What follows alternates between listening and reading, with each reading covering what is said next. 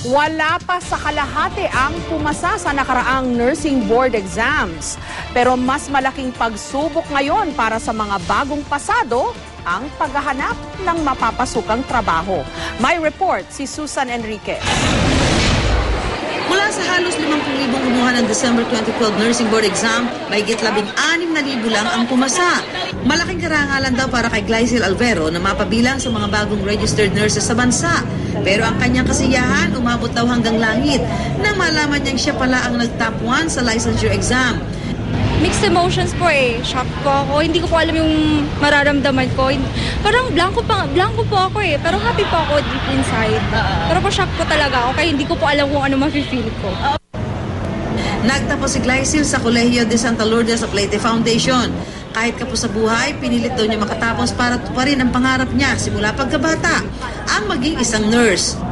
Gusto ko pong mag-serve sa Filipino patients. Tsaka gusto ko pong isalin yung mga knowledge ko sa mga Pinoy nursing students or reviewees. So, parang hindi ko po kinoconsider yung pag-a-abroad. Dream come true ring maituturing para kay Aling Rosario ang pagda-top 6 ng anak niyang si Regessa Bingayen. Sir, hindi ko po in-expect kaya sobrang galak namin nang tawagan niya ako at sabihin number 6 siya sa board. In-advise namin siyang magtrabaho muna dito sa ating country. Una raw nakapagtapos ng computer engineering si Regessa para makapag-abroad. Nang makaipon, kumuha raw siya ng kursong nursing na matagal na niyang gustong gawin.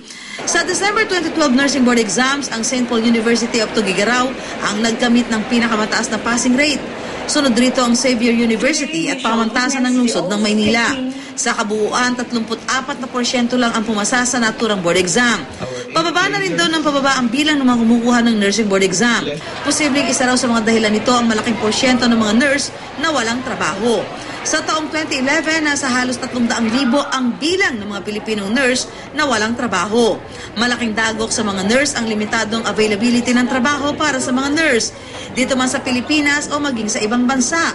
Para makapasok ang isang Pinoy nurse sa Amerika, halimbawa, dapat meron muna siyang 2 taong work experience bilang nurse. Bukod dito, kailangan niya ng job offer o sponsor para makakuha ng working visa. Pero suntok daw sa buwan ang pagkuha nito. Gayunman, umaasa pa rin daw ang mga Pinoy nurse na muling tataas ang demand sa kanila sa mga susunod na taon. Susan Enriquez, GMA News.